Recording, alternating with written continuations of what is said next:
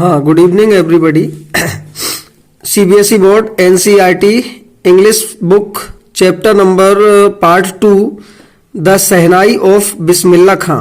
Open कर लो सब लोग। आज हम इसको बुक में ही रीडिंग करेंगे, इसको ट्रांसलेट करके समझेंगे, इसकी डिटेल हिस्ट्री इसकी, और सारे बैचेस के लिए ये एक रिवीजन भी हो जाएगा, है ना। तो open fast the shehnai of Bismillah Khan. The shehnai is a वाद्य यंत्र, musical instrument, you all know. तो शहनाई का इतिहास क्या था, हिस्ट्री क्या थी, जैसा कि फर्स्ट पैराग्राफ में पढ़ने को हमें मिलेगा। तो देखते हैं। थिंक ऑफ द शहनाई के बारे में सोचो। And first thing you will probably imagine, पहली चीज जो तुम कल्पना करते हो, इमेजिन करते हो, इज अ वेडिंग और अ सिमिलियर ओकेजन और फंक्शन। कि मतलब ये इमेजिन, इसको शहनाई को कहां पर आप देखने की करते हो, किसी वेडिंग में, शादी समारोह में, या इस प्रकार के किसी ओकेजन में, ठीक है। The next would probably be उस्ताद बिस्मिल्लाह खां। और शहनाई का नाम आते ही आपके जेहन में, आपकी जो परिकल्पना इमेजिन है, अगला नाम आता होगा उस्ताद बिस्मिल्लाह खान का। Comma the shehnai master of playing the instrument. कौन थे ये बिस्मिल्लाह खान? शहनाई के मास्टर थे और इस इंस्ट्रूमेंट को, यंत्र को बजाते थे। First paragraph, first line, emperor Aurangzeb banned the playing of a musical instrument called pungi. ये फर्स्ट लाइन को देखेंगे। जो औरंगजेब एम्परर था, शासक था, मुगल काल का था, मुगल शासक था, और ये 6वें नंबर का, 6th नंबर का मुगल शासक था। और ये इसने पुंगी को बैन कर दिया था। विरोध, पुंगी क्या है? पुंगी एक म्यूजिकल इंस्ट्रूमेंट था उस टाइम पर। Pungi was a musical instrument and Aurangzeb banned that, Aurangzeb ने उसे प्रतिबंधित कर दिया था because of its means noisy sound. इसके मतलब खराब साउंड की वजह से जो ये प्रोड्यूस करता था, बंद कर दिया था। लेकिन औरंगजेब के बारे में जानने वाली 2-3 महत्वपूर्ण बातें यहां पर ध्यान देनी होगी हमें। जब हम हिस्ट्री में देखते हैं तो औरंगजेब खुद एक बहुत बड़ा संगीत प्रेमी था। He was a music lover and he himself played means the veena नामक वाद्य यंत्र को वो बजाता था।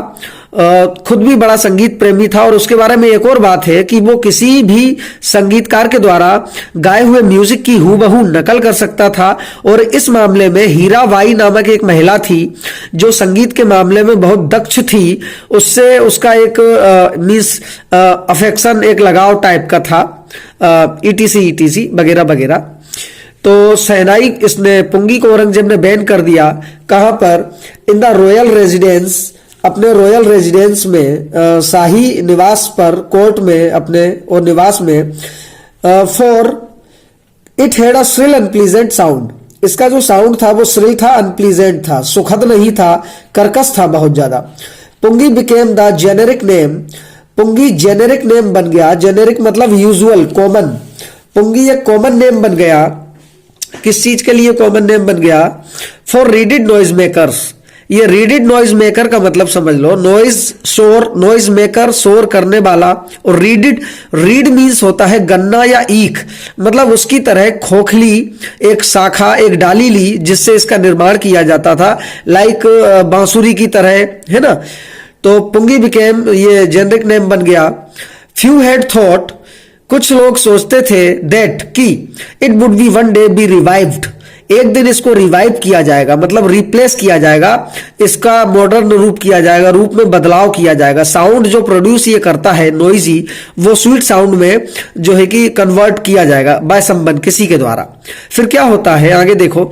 अ barber of a family of professional musicians, professional musicians के परिवार का एक बार्बर मीन्स नाई, एक जाति होती है।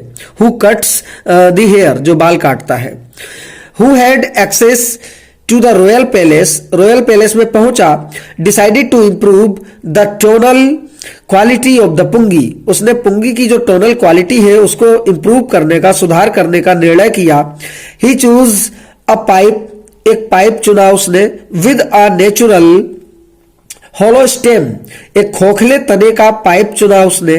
That was longer and broader, जो ज्यादा लंबा था, ज्यादा चौड़ा था। देन द पुंगी, पुंगी की तुलना में। And made 7 holes on the body of the pipe.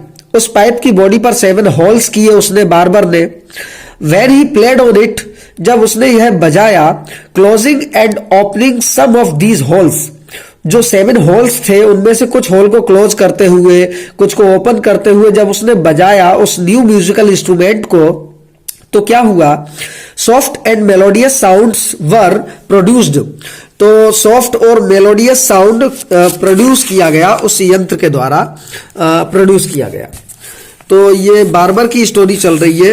ये बार्बर नाई ने इस यंत्र को बजाया था सबसे पहले, और कहां पर? शाह के सामने बजाया था, इसलिए इसको शहनाई नाम दिया गया। आगे देखेंगे। तो जब उसने बजाया तो उसने प्रोड्यूस किया एक अच्छा साउंड, मीठा sound. He played the instrument before royalty. उसने उस राजशाही के सामने इस यंत्र को बजाया। And everyone was impressed. प्रत्येक व्यक्ति प्रभावित था। थोड़ी सी स्पीड में हाई रखूंगा फ्रीक्वेंसी बोलने की, तो आप लोग जल्दी से गेट करते जाना। चैप्टर बड़ा है, okay, chapter is long, that's why I will have to do this. हाँ, continue. The instrument so different from the pungi. यह इंस्ट्रूमेंट पुंगी से इतना अलग था। Had to be given a new name. इसको नया नाम दिया गया। एज द स्टोरी गोज, कहानी जैसे जैसे आगे बढ़ती है, since it was first played, चूंकि इसको सबसे पहले बजाया गया in the Shah chamber, Shah के चेम्बर में, दरबार में, शहंशाह के दरबार में, मतलब औरंगजेब के दरबार में। एंड वॉज प्लेड बाय अ नाई, एक नाई के द्वारा, बार्बर के द्वारा इसको बजाया गया। That is why it was named the shehnai. इस वजह से इसका नाम शहनाई पड़ गया। ठीक है, तो this is the picture of pungi and this is of shehnai. ये शहनाई की पिक्चर है। हाँ, मैं यहाँ पर एक बात जो आप लोग से मैंने बोला था आपके इन एवरी बैच, प्रत्येक बैच में, कि इस बार्बर का नाम नहीं मिल रहा था। मुझे लगा कि शायद मैंने कहीं किसी बुक में पढ़ा होगा, लेकिन नहीं पढ़ा था, और मैंने सर्च भी किया इसको काफी सारी बुक्स में। ये देखिए, मैंने अभी बिल्कुल रिसेंटली ही इसको इग्नू, इंदिरा गांधी ओपन यूनिवर्सिटी और अदर बुक्स में भी सर्च किया मुगल एम्पायर में, लेकिन इसका नाम नहीं मिला। खैर, जरूरी भी नहीं है, बहुत सारी चीजें मिस हो जाती हैं, शोध का विषय होती हैं। तो सॉरी फॉर दैट कि I could not find the name of the barber. उस बार्बर का नाम मुझे नहीं मिल पाया, और भी तमाम सारी बुक्स को मैंने सर्च किया, नाम नहीं मिला। खैर, जरूरी नहीं है, आगे बढ़ते हैं। Paragraph number 2। The sound of shehnai began to be considered auspicious. Shehnai का साउंड कैसा माने जाने लगा? ऑस्पिशियस, अच्छा माने जाने लगा। एंड फॉर दिस रीजन, इसलिए, it is still played in temples, यह मंदिरों में बजाया जाने लगा, बजाया जाता था उस समय, टेम्पल्स। एंड, और यह बन गया था एन इंडिस्पेंसिबल कंपोनेंट, एक अपरिहार्य, आवश्यक, कंपल्सरी, एसेंशियल कंपोनेंट, घटक बन गया था, अंग बन गया था, of any north Indian wedding, किसी भी उत्तर भारत की शादी में। इन द पास्ट, बीते समय में, the shehnai was part of the नौबत। बीते समय में शहनाई नौबत का एक हिस्सा होती थी।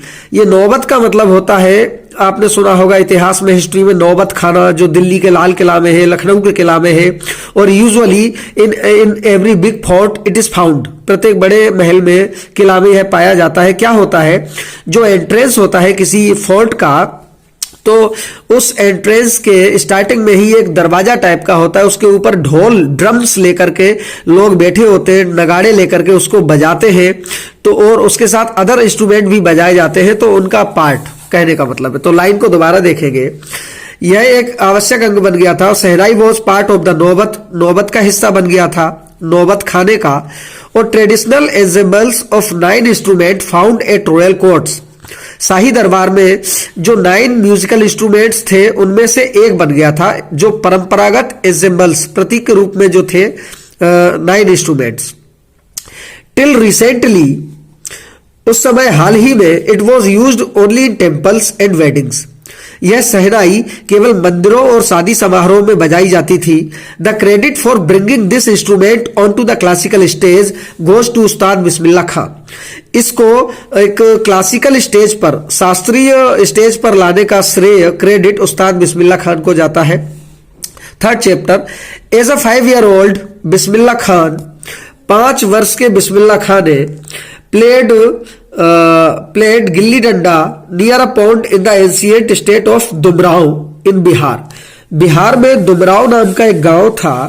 ये दुमराव जो गांव है बिहार में, ये इनका बिस्मिल्लाह खां का जो है कि बर्थ प्लेस था, नेटिव प्लेस था दुमराव।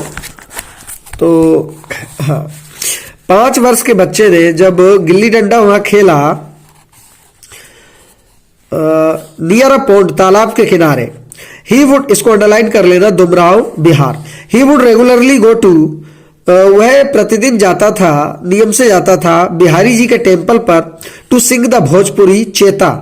भोजपुरी में एक ये गीत का प्रकार है, म्यूजिक का, चेता संगीत गीत है, उसको गाने जाता था। और at the end of which he would earn, और अंत में जो वह कमाता था, कमाया उसने, a big laddu weighing 1.25 kilogram, a prize given by the local maharaja. Local maharaja के द्वारा जो 1.25 किलोग्राम का लड्डू दिया गया था, यह उसका प्राइस था। दिस हैपेंड 80 ईयर्स एगो, यह घटना 80 साल पहले हुई। And the little boy has travelled far to earn the highest civilian award in India, the Bharat Ratna. और 80 साल बाद उस लड़के को भारत रत्न, जो इंडिया का, देश का सर्वोच्च नागरिक पुरस्कार है, उससे सम्मानित किया गया। 21 मार्च 1916 को जन्मे बिस्मिल्लाह खां बिलोंग्स, संबंधित है एक वेल नोन फैमिली से, सुप्रसिद्ध परिवार से। वो परिवार किसका था? म्यूजिशियंस का, बिहार के म्यूजिशियंस का परिवार था, उससे संबंधित है। उनके दादाजी रसूल बख्श खां, रसूल बख्श खां उनके दादाजी was the shehnai Nawaz of the Bhojpuri Kings court, Bhojpur के राजा के दरबार में सहनाई वादक थे। उनके पिता पैगंबर बख्श और अदर पेटर्नल एंसेस्टर्स, और अन्य उनके पूर्वज, were also great shehnai players, shehnai player थे वो भी। Next page, paragraph number 5।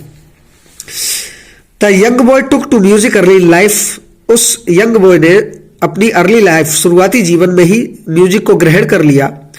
और एट द एज ऑफ 3 वर्ष की उम्र में, जब उसकी माता, his mother took him to maternal uncle's house, Banaras, Banaras में उसके मामा के यहाँ ले गई, तो बिस्मिल्लाह वॉज फैसिनेटेड, बिस्मिल्लाह मंत्रमुग्ध थे, फैसिनेटेड, अट्रैक्टेड थे, वॉचिंग हिज अंकल्स प्रैक्टिस, अपने अंकल की प्रैक्टिस को देखते हुए, सहराई की प्रैक्टिस को देखते हुए। Soon Bismillah started accompanying his uncle Ali Bakhsh, Ali Bakhsh उनके अंकल थे। जल्दी ही बिस्मिल्लाह खां ने उनकी कंपनी को, उनकी संगति को ज्वाइन कर लिया, अटेंड कर लिया। Ali Bakhsh to the Vishnu temple of Banaras, Banaras में उस जो म्यूजिक बजाते थे उनके साथ होने लगा, बिस्मिल्लाह खां होने लगे। Where Bakhsh was employed to play the shehnai, जहां ये अली बख्श सहनाई को बजाने के कर्मचारी के रूप में तैनात थे। अली बख्श वुड प्ले द सहनाई, अली बख्श सहनाई बजाते थे और बिस्मिल्लाह खां बैठे रहते थे, captivated for hours on and, अंत तक घंटों बैठे रहते थे, कई घंटों तक। स्लोली, धीरे धीरे, ही स्टार्टेड गेटिंग लेसन्स, उन्होंने सहनाई को बजाने के सबक सीखने आरंभ किए, लेसन्स को गेट करना स्टार्ट किया। और would sit practising throughout the day, और पूरे दिन अभ्यास करने लगे वो। For years to come the temple of Balaji and Mangala Maiya at the banks of the Ganga became the young apprentice's favourite haunts where he could practise in solitude. जल्दी ही ये मंगला मैया और बालाजी मंदिर और गंगा नदी का किनारा, जो नौसिखिए होते थे, मतलब संगीत के नए सीखने वाले लर्नर्स, जो एस्पिरेंट्स होते थे, उनके लिए बहुत अच्छा स्थान बन गया था, निर्जन स्थान जहां वो प्रैक्टिस कर सकते थे। The flowing waters of the Ganga inspired him, Ganga नदी का बहता हुआ पानी उन्हें प्रेरित करता था। To improve and invent ragas, राग को इंप्रूव करने का और इन्वेंट, आविष्कार करने का, बनाने का।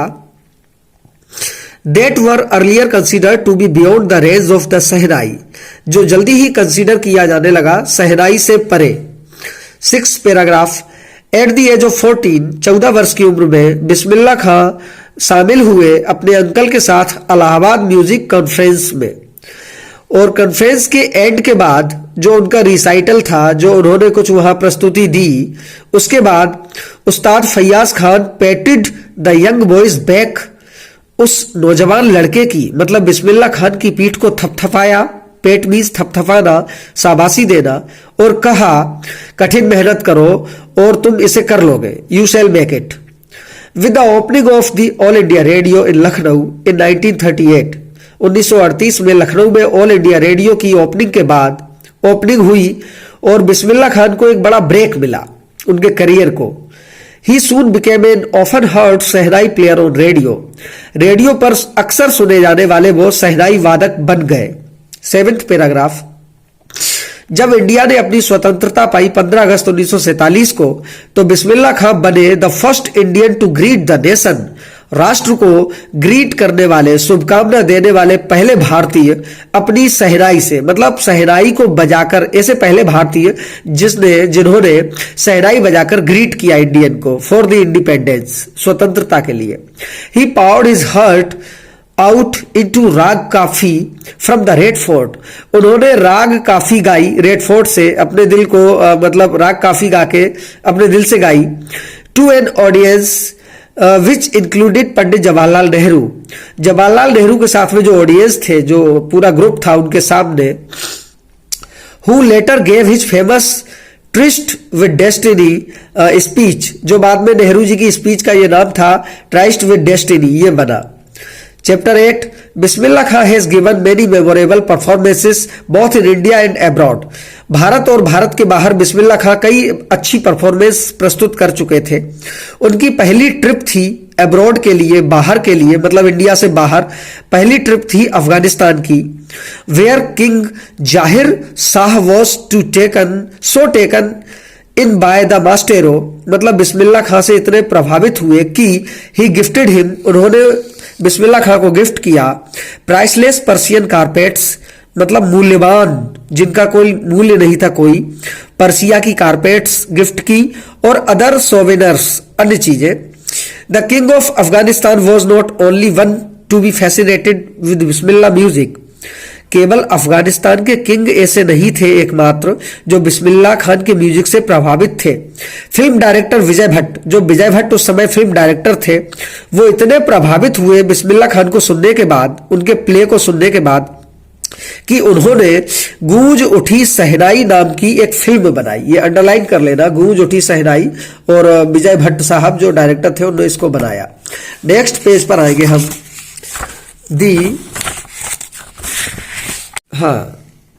दी फिल्म वॉज हिट, वो फिल्म जो थी गूंज उठी सहनाई वो हिट थी।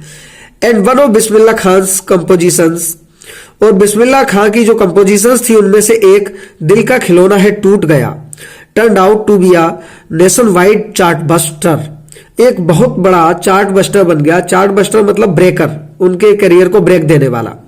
डिस्पाइट दिस ह्यूज सक्सेस, इस बड़ी सफलता के बावजूद भी, इन द सेलुलॉइड वर्ल्ड, विश्व में इस बड़ी सफलता के बावजूद भी Bismillah Khan ventures in film music were limited of two Vijay Bhatt's Goonj Uthi Shehnai and Vikram Srinivas Kannada venture, मतलब दो लोगों के साथ काम किया, विक्रम भट्ट की उसमें और कन्नड़ वेंचर में जो विक्रम श्रीवास्तव की थी।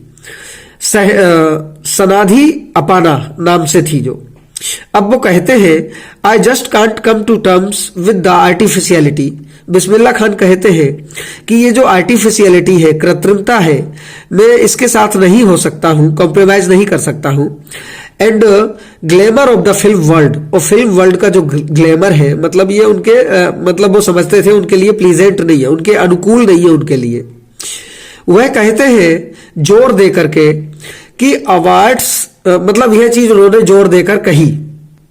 9th paragraph, awards and recognition came thick and fast, जल्दी जल्दी आती गई उनके जीवन में अवार्ड और पहचान और पुरस्कार।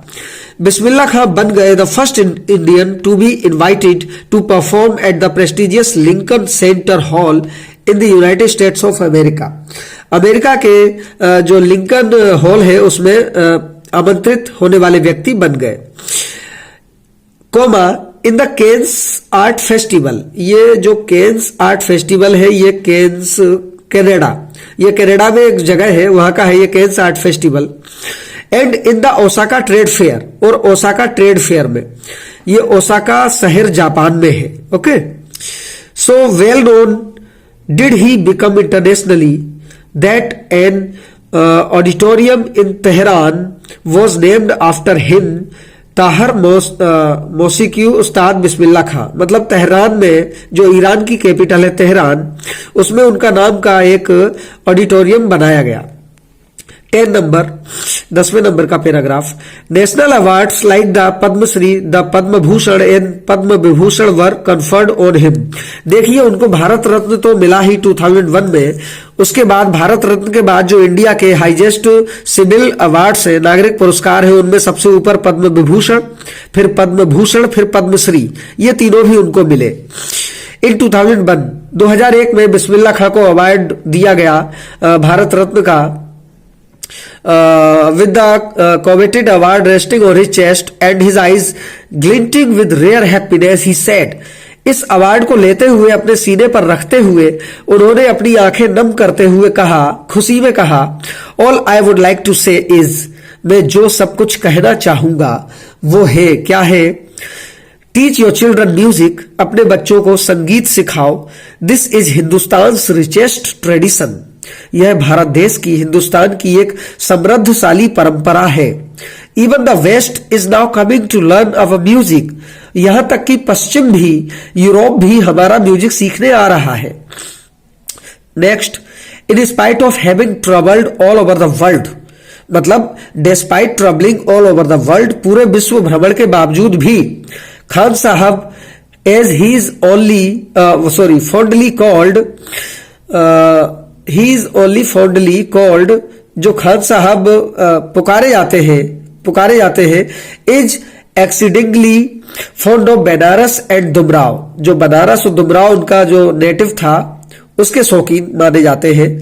And they remain for him the most wonderful towns of the world, और ये जो टाउन है उनके लिए विश्व के मोस्ट वंडरफुल प्लेस है। A student of his once, उनके एक स्टूडेंट ने एक बार उनसे चाहा कि शहनाई स्कूल को यूएसए में ओपन कर दो, शिफ्ट करो, मतलब स्टार्ट कर दो। एंड द स्टूडेंट, और उस स्टूडेंट ने प्रॉमिस किया कि वह रिक्रिएट कर देगा एटमॉस्फेयर बनारस के जैसा, बनारस में जो मंदिर है वहां मंदिर वगैरह को जो है कि बिल्ड करवा के वैसा एटमॉस्फेयर क्रिएट कर देगा वो। लेकिन बिस्मिल्लाह खां ने पूछा, उससे कहा कि क्या वह गंगा नदी को ट्रांसपोर्ट कर सकता है अमेरिका में। Later he is remembered to have said, बाद में यह कहने के लिए उन्हें जाना जाता है क्या, that is why whenever I am in foreign country I keep yearning to see Hindustan, मैं भले ही विदेश में होता हूं लेकिन मैं चाहता रहता हूं, यर्न करता रहता हूं हिंदुस्तान को देखने की, हिंदुस्तान में होने की। वाइल इन मुंबई में I think of only Banaras and the Holi Ganga, Mumbai में मैं बनारस और गंगा के बारे में सोचता हूं। And while in Banaras I miss the unique मट्ठा ऑफ दुमराव, दुमराव बिहार का जो यूनिक मट्ठा है उसके बारे में सोचता हूं। नेक्स्ट, ये अलग से एक्स्ट्रा पैराग्राफ है, उसको देखो ये बॉक्स में। Shekhar Gupta, when partition happened didn't you and your, Shekhar Gupta ने एक बार उनसे पूछा, जब विभाजन हो रहा था, पाकिस्तान भारत से अलग हो रहा था, तो उन्होंने पूछा क्या आप और आपकी फैमिली पाकिस्तान को मूव नहीं करना चाहा, सोचा नहीं ऐसा आपने। बिस्मिल्लाह खान ने रिप्लाई किया, गॉड फॉरविड, अल्लाह माफ करे, मुझे अल्लाह माफ करे जो मैं बनारस को छोड़ू, ऐसा सोचूं। Never I went to Pakistan once, मतलब मैं बनारस को कभी छोड़ू ऐसा मैं सोचूं भी ना। फिर आगे कहते हैं वह, I went to Pakistan once, एक बार मैं पाकिस्तान गया, मैंने बॉर्डर को क्रॉस किया, यह कहने के लिए मैं वहां गया कि मैं पाकिस्तान हो आया हूं, I have been to Pakistan. I was there for about an hour, मैं वहां लगभग 1 घंटे के लिए था, गया, मैंने नमस्कार किया पाकिस्तानियों को और सलाम वालेकुम कहा भारतीयों को जो वहां थे पाकिस्तान में उस समय, उस समारोह में। I had a good laugh, मतलब मेरे पास उस समय एक बहुत अच्छी मुस्कान थी। Ustad Bismillah Khan's life is a perfect example of rich cultural heritage of India. उनका जीवन भारत की जो एक हेरिटेज है, कल्चरल हेरिटेज, उसके लिए परफेक्ट एग्जाम्पल था। One that effortlessly accepts that a devout Muslim like him can very naturally play the Sehnai every morning at the Kashi Vishwanath temple. मतलब उनके जैसा मुस्लिम जो हिंदू धर्म का काशी विश्वनाथ मंदिर है, मतलब बाबा विश्वनाथ का मंदिर है बनारस में, जो भगवान शिव को समर्पित है, वहां पर वो सहनाई को बजाते थे। उस्ताद बिस्मिल्लाह खां पास्ड अवे, उनका देहांत हो गया 21 अगस्त 2006 को 90 ईयर की एज में। एक इलनेस की वजह से, बीमारी की वजह से उनको एक स्टेट फ्यूनरल दिया गया। दाह संस्कार उनका राजकीय सम्मान के साथ किया गया और भारत सरकार ने डिक्लेयर किया एक दिन का राष्ट्रीय शोक उनकी मृत्यु पर। तो ये स्टोरी थी सहनाई और बिस्मिल्लाह खां की। तो मतलब बिस्मिल्लाह खां जैसे मुस्लिम भारतीय के प्रति मतलब कितनी श्रद्धा है देशवासियों को, और be proud of him. Thank you.